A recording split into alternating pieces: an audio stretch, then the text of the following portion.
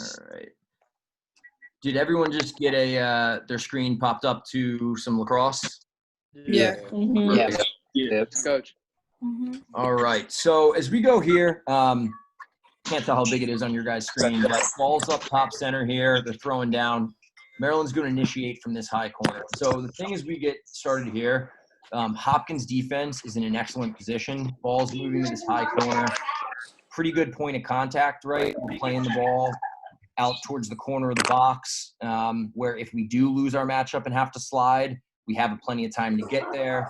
And then as I roll it here, you're going to see these two defenders, this adjacent defender and the other high midfield defender here, are going to start to drop into the hole as two slides to let this guy, who clearly designates himself as the fire guy, to be able to go covered up behind.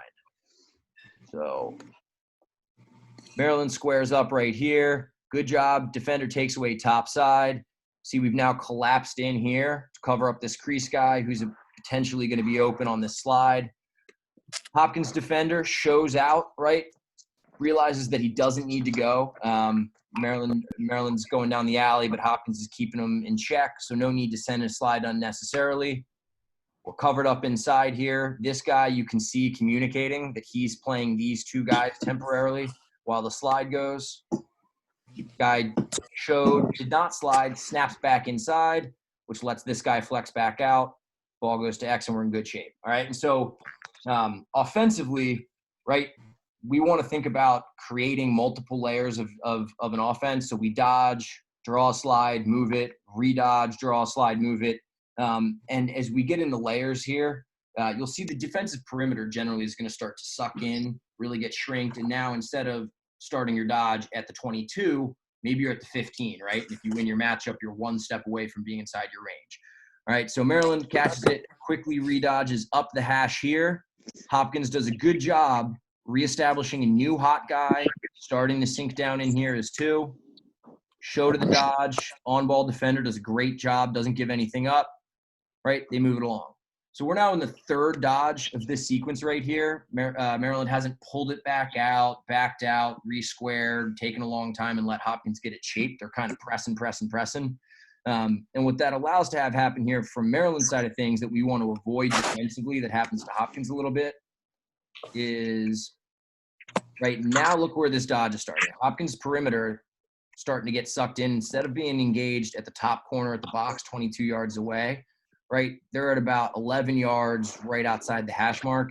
If this guy wins his matchup one way or the other, he's pretty quick in the middle of the field, hands-free, dangerous threat to score, all right, which forces Hopkins' defense to really suck in pretty hard, all right? And you see this because they've had to suck in. This guy's on the about the pipe. This guy's about the pipe. Everyone here is obviously ball side. This weak side of the defense is wide open. Hopkins doesn't do a great job of getting out in hands on ball, right? They let him look through the defense, skip pass, right? Save, doesn't give up a goal, but if you're Hopkins defense, when we can give up these wing-to-wing skip passes, right, bad things start to happen, right? This kid takes a shot goal and makes a nice save, right? But this is really challenging to get across in the rotation if they throw it down to the pipe right here. Probably looking at a goal for Maryland right there, right? So we see in this clip, pressure out on the initiating dodge, and then as the sequences start to develop here, perimeter gets shrunk, backside has to suck in, all right, and then we're looking at skip lanes and quick dodges to get your hands free. Okay. All right, again, good start here from the Maryland D in this case, right? What we want to know, this is a very quick one here. This is the key to this clip right here, situational lacrosse. 12, 13 seconds left in the quarter right here. All right, we're just trying to not give up anything cheap, especially inside. If he wants to dodge down the alley, 55 for Hopkins is their best midfielder, Joel Tinney, but he's a natural lefty, Canadian, definitely wants his left hand. We want to force him into a righty alley dodge. Maybe he lets a shot go, catch it clean, we go into halftime. What we don't want to do here is freak out a little bit, decide down low. If you look at the defenders communicating and switching responsibilities, they decide to try and switch into a zone on the fly with under 15 seconds. All right, they're probably in good shape. They've got this covered up. All right, but when we talk about our defensive principles, we always want that stick to the inside, cover up the more dangerous player, in this case, the crease guy. This defender sticks to the outside, even takes one false step out to his man, opens up this little window, and they get a cheapie inside there, right? And that's where we need to be. If we come back to see where this defender is, he's in position. His feet are in a good spot. I wouldn't say that this guy's wide open. But again, coming back to under 12 seconds, you know that Hopkins is going to be quick to take chances, quick to look inside, be a little bit risky. If they turn it over, they're probably not playing transition defense because it's pretty short time situation right here. So we've got to be really buttoned up inside. If this guy flips his hips and gets a stick inside, we're in business. Nothing's happening. But a little bit lazy, a little bit loosey-goosey with the principles, and they're giving up a cheapie there. So here, back to Hopkins defense. Look here. Ball's coming up here on this dodge. We're in a great position if you're Hopkins D, right? Again, engaging the ball out nice and high, forcing him to go down the alley. They've got a designated hot guy here. You can see this long stick midi start to drop as the ball goes so that if they do fire, right, we're covered up inside. We're pinched here. This situation out here is a little bit funky, but situationally, if you're watching the full possession, this is a face-off guy or a D-mid. This is pre-shot clock rule, so teams would try and play 5-on-5 and just stand out here. So if you ignore these two guys, we're pretty pinched in to help inside, defending the ball in great shape. As the shot goes, great, right? We have to slide right here. All right, fire call goes. At this point, guy starts to recover inside. We have these two slides nice and pinched in to give him a chance to get in before they flex back out. Great. Still in a good spot as they redodge from X. We've got a hot guy. We've got a show. Everyone's sloughed in a little bit here. As he comes up the hash here, right, we show off our man a little bit. That's fine. All right, this is the first little breakdown here for Hopkins in this sequence. Right, drive him up. Good job turning him back. Slide to the back of his head.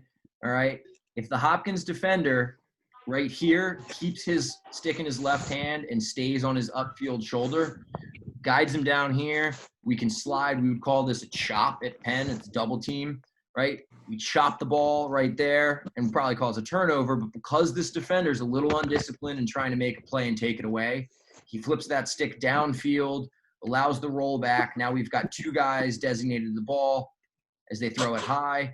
This kind of creates some confusion here, as you'll see as this clip goes.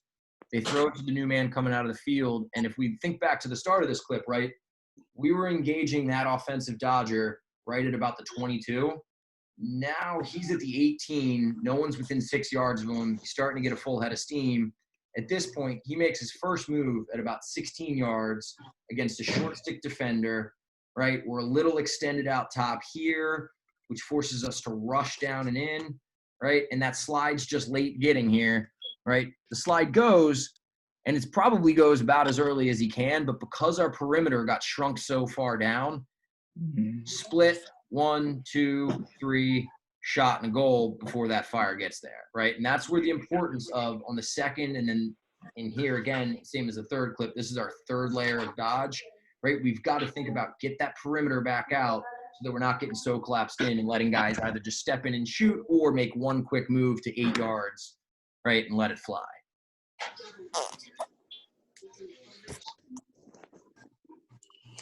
All right, real quick one right here, right? We see the idea of, we talked at the very beginning when it comes to slide and win the fire. We don't want to create offense, right? Guys can dodge, but if they never win their matchup and draw a slide to loosen up the defense and force them to slide, rotate, switch matchups, all the different things that come with that, it's very, very hard to generate good shots. But once you get the slide moving and then you can have a good ball pace on offense, it makes the defense's job much, much tougher. All right, so this guy dodges here, goes down. If you look at his body language right here, he does not look like he's going to the goal to score. He's initiating to try and start the sequence, right? But we give a free slide away right here. Now we've got everybody having to suck down very, very hard when there was really no need. This crease shouldn't need two slides to it. The crease guy should still be on there because they didn't earn the slide. Defense gets super collapsed as a result.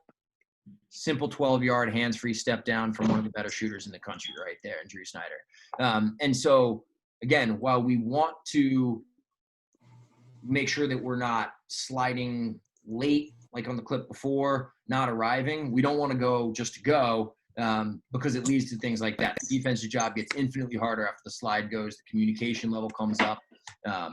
We don't want to create offense by sliding unnecessarily. And then the last clip here from this game, this focuses more on crease play. So look here again, meeting him at the top of the box, meeting him a little in tight. That's fine. You got a pole, good player, going to keep him. Dances around up top right here. All right. In this two-man game right here, very, very challenging for either of these guys to slide, right? They've got to cover these two guys, be ready for a little slip to space. So it looks like Hopkins here has designated their high crease guy. If they've got, Maryland's got two inside, they're designated the high and near crease man to be the hot guy, right? In good position, decides that they're not going to go to this yet, which is fine. He's got hands on his hips. As he starts to get leverage, the Dodger does on his man right here, one of two things needs to happen. If this guy is going to remain the guy who has slide responsibility, he's got to drop with the level of the dodge, because as this goes downhill, very, very challenging. At this point, he's not able to get there, right? This guy is too far behind him, giving up too much leverage to roll him back to the slide. So this slide is no longer going to be useful. So he's got to either drop early, so he's sliding in the face, or even better, communicate, I'm off. This guy says, I'm on. High defender, who's now becomes a two slide to help into the crease guy.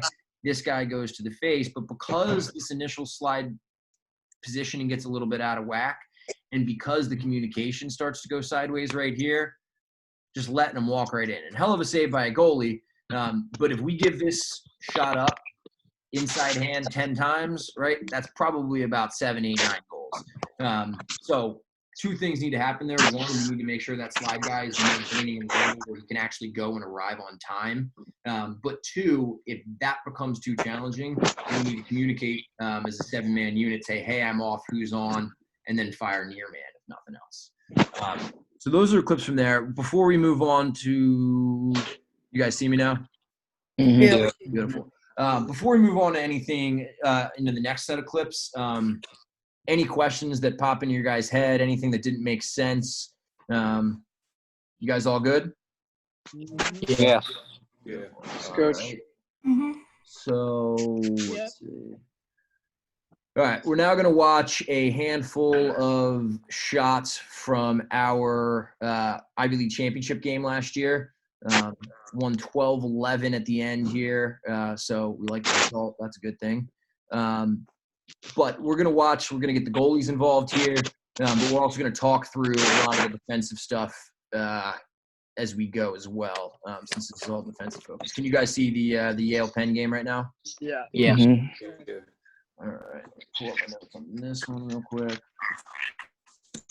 All right. So for goalies, as you guys go through this, the goalie in the cage here was a senior last year, got picked up by the Denver Outlaws this year, so he'll be playing this summer most likely.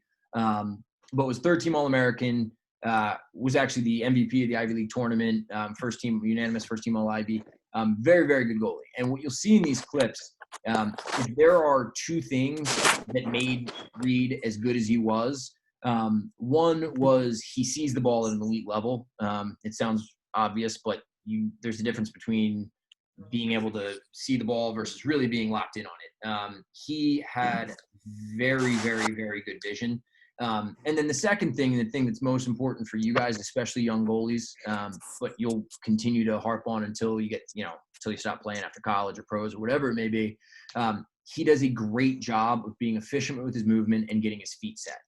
So as we watch these, and I'll talk you through specific examples, but look at how well he does at getting his feet set, staying calm, staring the ball down, and then getting his body moving the ball. Roll here. Right, we're man down right here, so we're not really playing the ball. This offensive player picks the ball up, right, about 2 yards outside of the hash. From hash mark right here until he shoots on the opposite hash, that little step right here, if you watch Reed in the cage, this is all his feet move until he steps to the shot. Just set, stare it down. Little small thing right here, right? At this point, if you watch his body, he leans slightly because there's a little bit of a screen, but he's dealing with the screen just by leaning to look around. It really doesn't change his hands or his feet. You see a lot of goalies, they get screened and they're pushing hands one way and looking around the other way. They're jumping to a different arc. They're moving left and right in the cage. And a lot of times that extra stuff that they're doing hurts them more than the screen itself. But does a great job, stares it, gets down to it. You'll see he likes to go down a lot on the low shots, but he's catching them cleanly. He's getting his nose in the ball. We're in pretty good shape here. All right, Yale attacking a shorty. Switch, quick little slide switch right here. Good recovery. Get leverage. Probably need to slide a little bit earlier here, right? Once this guy gets topside to the middle at 10 yards, we kind of want to try and get to hands or body here. But again, if you focus on the goalie here, feet set, shooter's moving, he's not. Catch it, get down on top of it. Really, really sharp. And then we're up and out here.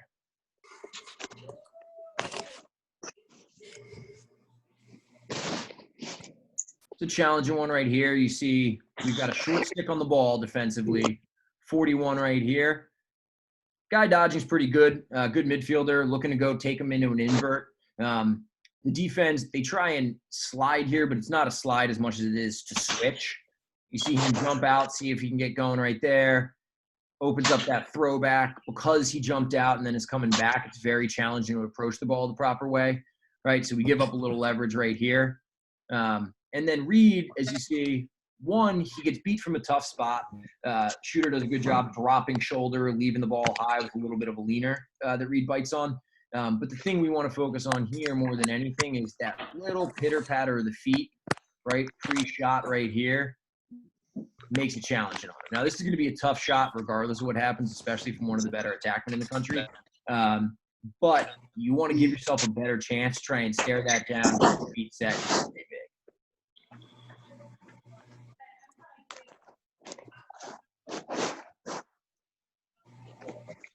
You see the fence is getting sucked in defensively a little bit here as the sequence has gone on. This is the first dodge of the sequence, so we're picking our man up at about 14. Gets in at 10 on the hash. All right, a little bit of a gumball on the shot. Doesn't get into it because we have good on-ball defense. For you defenders, look at what he does here. He doesn't go over the head. He doesn't throw a big check. He gets on his hips, lifts. Takes probably about 20 miles an hour off that lift. And then Reed again. Guy's falling away. A lot of movement on the shooter. Feet set. Moving out. Probably wish he caught that one, honestly. Very challenging situation right here. Pens on offense. Ball gets missed through. Coming downhill. Right as a penalty releases. That's why there's a Yale player leaking in behind. So looking at a 4-on-3. About 60 yards of space. Defensively, do a decent job. We'd like to see this guy crash in even harder before working back out. But these two defenders do get in, right? They force the deepest of the four players to take a shot. Now, we don't love giving up 10, 11-yard shots from the hash, especially from 44, who's probably going to be a first-round draft pick in the NLL this year. But in a 4-on-3 with that much space, we probably have to be content to give this up defensively. From a goalie standpoint, probably can be a little cleaner on our feet. We're square here. Ball moves. Don't come all the way across, so we're giving that shooter options. Give him a little too much near side right here. Again, 10 at the hash is not a weak goal for the goalie by any means, but in this specific situation, that is the best shot that we can probably give up, short of nudging a pass or picking it off so we don't have to see one. So that's a tough one for the defense. After putting a bind, penalty releasing as the ball goes. But we keep fighting. This is an excellent job initially right here. On the ball, right? Short stick against a very good attackman, about 220, sitting down on his hip. Showdown here, get a quick free check. We talked in the last game, though, about that perimeter, right? The perimeter gets sucked in. This is what comes back to bite it here. We get pinched a little too low and a little too far in. We're a little slow to get out. We don't get our hands on the defender really at all, but have a chance to make contact before 9 yards. And you're giving up a 5-5. Very challenging for the goalie here. Reed actually does a pretty good job at 5-5 of setting his feet, staring it down. He gets beat over his stick, but it's not a result of a big hitch or anything like that. That's a tough one for a goalie. And defensively, just need to push out and get in hands a little bit earlier. Similar one coming right here. Again, a little tight on the perimeter, not the best approach. And we give up 7 at the hash. And similar here from Reed's perspective, feet are set, a little bit more of a top hand dip, and they shoot it over the top. Why do you think I denied your call? Almost 9 people's call.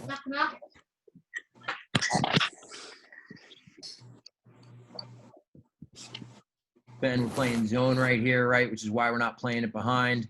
This is a very good job both by the defender and the goalie right here. They skip it to the backside, initiating from a pretty dangerous spot. We talk a lot with our goalies and with our defense about, in these situations from a wing, all right, the goalie is responsible for the near side. To an extent, he's also responsible for far side shots, but the defense is going to play a role in not letting him extend, right? So the defender does a great job, approaches upfield, forces him underneath, gets a chip, and then we look, Reed right here is nice and tight to this pipe, nowhere to go near side. Only way 41 can get that shot far side, really, is to extend his hands here because his stick has eyes to open that up, right? But we've got a little bit of a slide coming to his face. Good discipline here by 19, staying on that upfield shoulder. Reed just stays big. He tries to go 5-hole because it's the only net that's there and closes the wickets on him. Really good job by Reed staying big, but this is a save that's just as much about what we're doing from a defensive standpoint.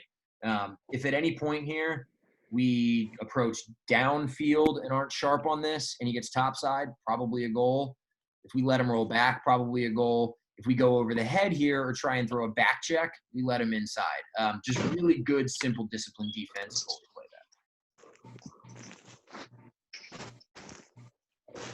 Good on-ball D, sitting on him, right? Stick side high, caught cleanly, doesn't have a lot of pace on it. It's a very good job by the goalie of setting his feet and driving on the ball to catch it cleanly. But again, this is a gumball created by number 23 there, the D-mid, being physical at the point of contact, driving him wide. Team save there.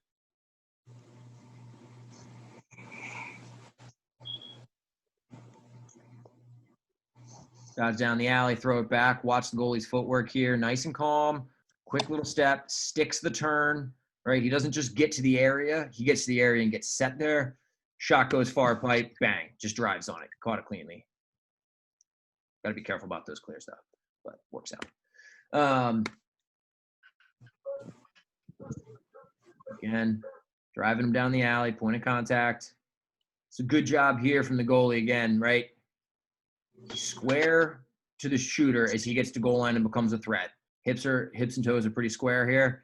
As this Dodger starts to come topside and get leverage, rather than making his next move off the pipe because he's got an arc and it's 5 steps or anything like that, he re-squares by dropping that left foot so his hips are re-square again. Cut the cage in half, doesn't give up anything near side, forces this guy to shoot long, misses the cage if it's on. Reed seems to be all over that. But he made his job easier by cutting that cage in half there, getting his feet set, being fundamentally sound.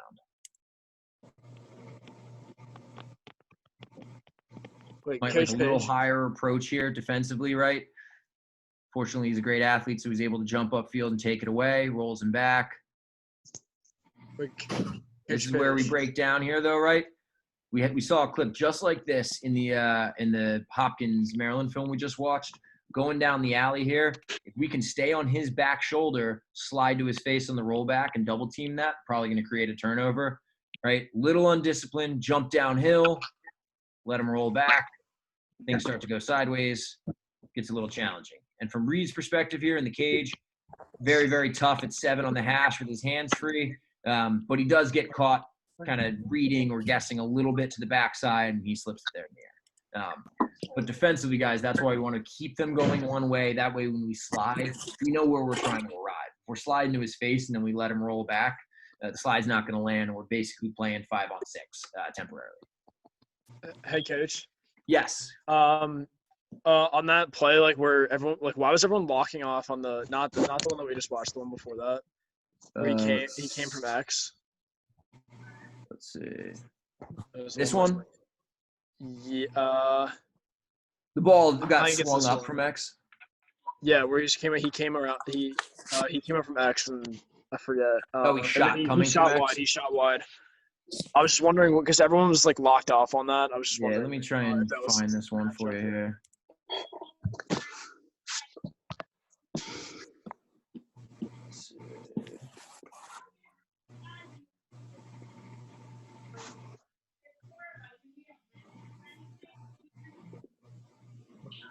I think it was some on near side.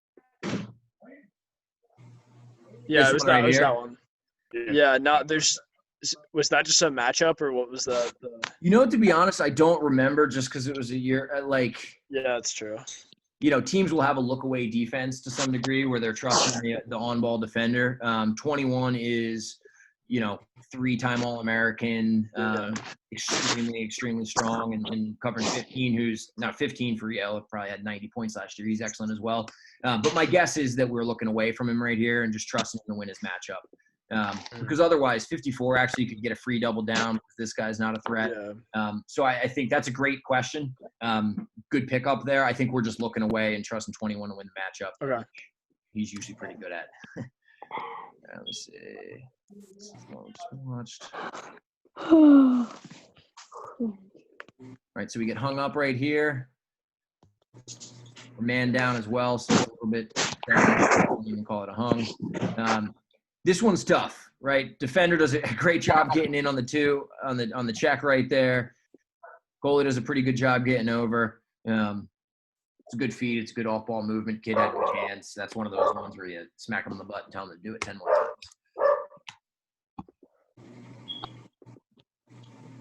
Good job down the alley. Send the fire. Good strong recovery inside. Flex out. A little late getting out here. 34 for Yale does a great job here getting the ball in and out of his stick quickly. From a goalie perspective, probably get a little bit too small and tight on the pipe right here. As you see, we want to take away the near side like we've talked about. But by taking away the near side, you got to be ready to step to the far side where you're trying to make him shoot. And so right here, probably a little small and a little heavy on this left foot, right? Making it challenging to get to that far side shot. Also a little late getting set. You know, you might say he's set here, but those hips are still dropping when the shot comes. So then he's got to drop and then come back out of it. And it makes his hands job a little bit tougher.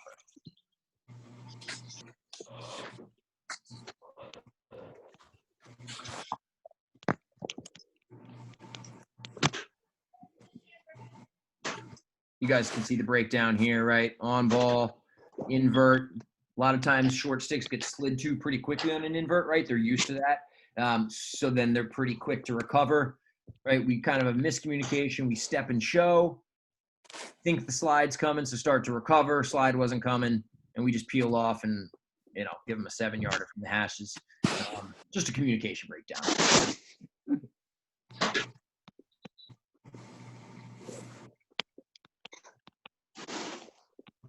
And really good job here. We need peak step, staring down, step, and then first place we look, right? Either behind the shot to 19 here, who hasn't gotten out yet, and then downfield trying to create some transition, off and running.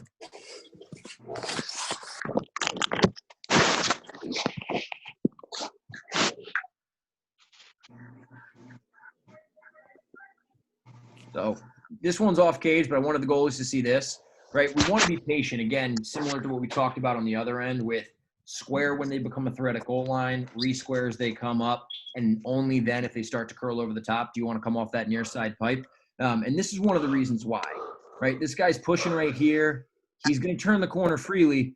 Every step he takes as an attacker coming from X is one step closer to this slide guy coming and getting in his face. And so attackmen, no matter how tough they are, they don't always love to come in the middle and finish with contact, right? And so in a perfect world for him, he'd love to get one step above GLE, see the goalie come off the pipe, finish near, fade to this sideline, and go celebrate with his teammates with a clean jersey, right? Anything beyond that starts to running the risk of his head taken off. Reed does an excellent job just staying big, right? And he misses far here because they're taking it all away from him. And again, he buys 21 time to come across here. If he comes off, shot comes, This kid's got to decide, am I going to let the shot go early, which he does, or I'm going to take 2 more steps, right, but run the risk of having a three-time All-American, 245-ish pound, former lineman come and take my head off. Transition defense right here.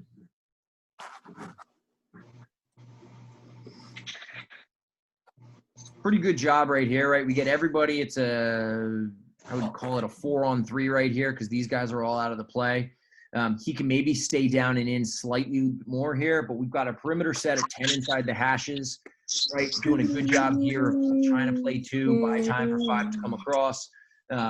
Challenging shot here. It's a low angle, but it's pretty tight to the cage for the goalie. But does a good job of just staying big, staring down, getting something moving at the ball. And a really great job. Hits him, already tracking with his eyes, getting out, reset. 2 things to pick up here. 1, look at these 2 guys caring. Right? That's how you play defense hard. Like, it's one thing to slide hard and hit someone hard. That's not tough defense. Tough defense is laying out for shots, laying out to run things out. And a great job by the goalie here, making sure that this is an empty netter by being quick to get reset there. Forward a little bit here. All right, a couple more clips. Playing some zone here defensively. That's why they're able to kind of set their feet a little bit. All right, partly because Reed was seeing the ball extremely well here. You got a goalie who's seeing the ball well, and you can give him 14, 15-yard shots. It's going to set up pretty well for him. Feet set, stare it down, catch it cleanly. Might have been sharpened there a little bit.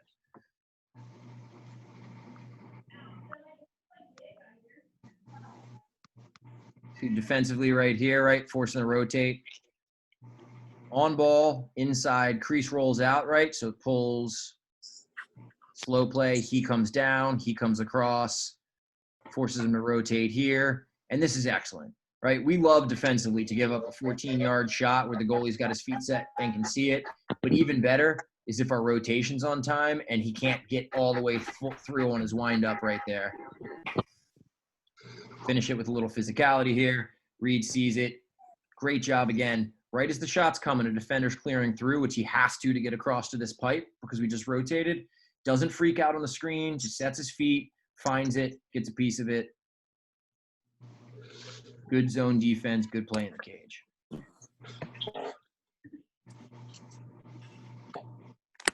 Right? This is every goalie's worst nightmare. Defensively, for you long sticks and you short stick D mids, 2 ways, when you guys are coming on the field, when in doubt, get deep and then work back.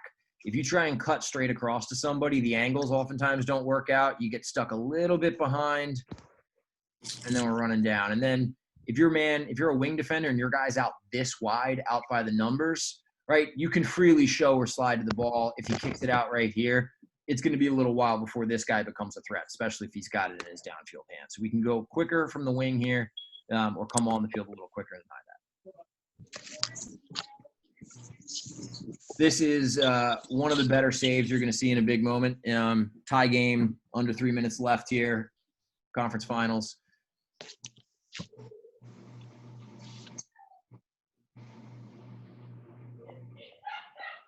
Catch that clean. Steal it from about an empty net. That's big time.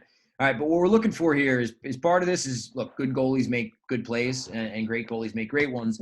But what Reed's doing really well right here that we can all learn from is staring down, right? 15 could easily shoot this ball. He's got a great shot, hands-free at 4. So he's respecting him as a shooter. Still respecting him. He's downhill. When this feed goes, look at Reed's head snap around. He's not able to get his feet all the way around and his hands all the way around because it's a short pass and a quick stick, right? But he's able to get his head around, tracks it with his eyes. His hands and feet are now coming, but he's already found the ball, right? That's how you not only make the save, but you catch it cleanly, end the possession, get up and out. And then this leads to the what ends up being the game-winning goal. And last 2 clips here, 2 more saves. Good on-ball defense right here. Get him up. I'd like to see him drive him away a little bit. All right, but he's can't get his feet set, fading away, shooting around. Again, Reed does a great job with this screen, not overreacting, not getting happy feet, just finding the ball when it comes around the defender's shoulder. Big save. All right, and then last clip here. Doing a good job trying to communicate through the two-man. He rolls back. Emergency slide right here, right? We'd like to see maybe someone pinch down. We don't need to necessarily be behind the cage right now. If he's here, then he can help in as a 2. But when a goalie's seeing the ball, they're seeing the ball. So I think, again, I think the thing that I would take from this defensively is, you want to start with a good sized perimeter so that you can play the ball out on the initial dodge. But then as those offenses start to layer in a second dodge and a third dodge, and this isn't over the course of a possession as much as it is in succession. If I dodge, throw it forward, and then he pulls it out to the corner and then he goes, that's another primary dodge, an initiating dodge. It's when it's dodge, pass, redodge, right? That defense, you start to need to realize that you got to get that perimeter out a little bit wider so that guys aren't catching it already inside of their shooting range, right? Or one quick move, and then they're a threat to score, and then it's really hard to slide to those ones. And then the other thing that we saw a couple examples of is making sure we keep guys going one way, right? If I'm dodging down the alley, I would love to roll back, especially if it's to my strong hand. You'll see a lot of guys, they dodge lefty just to set up the roll back to their right. But if we keep them going one way, we can either slide to the face or we can force them to throw it behind to X, where they're a little less of a threat. And then you guys have heard it a million times from every coach. For communication, a lot of the breakdowns that we've seen here, whether it be guys recovering, right, when the slide hasn't come, or the slide comes and they don't recover on time, it's all about communication. And then from a goalie standpoint, I think, again, the biggest thing that you see here is the importance of getting your feet set. Some of these saves that you saw in this last portion, he's a little out of position, right? He's given up a little bit too much to one side or whatever, but that's deliberate. He's not worried about being 8 inches out of position to the point where he's then going to unsettle his feet to move to be in the correct position. And then the shot comes and his feet aren't set. And so all of that footwork that you guys do and all of that footwork that he's done for probably 15 years, right? It's all from a set foot position or pretty much all of it. And so if you can maintain that feet set, calm, body, all that stuff, you're going to set yourself up for success on the easy shots that you're catching clean for fast breaks the other way. But also to be able to steal a couple here in big moments, which, we saw a little bit of that. So let's see. So that's all I have film-wise for you guys this week. But who was it? James, did you ask the question about the pressing out? Who asked the question about that? That was excellent. Do you guys have any other questions, any observations, anything, any crazy quarantine stories, honestly?